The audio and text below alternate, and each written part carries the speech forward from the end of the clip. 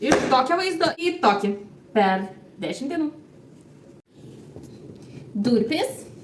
Vandenukas. Kuo daugiau, to geriau. Svogūniukam labai patinka. Skiausi valysim.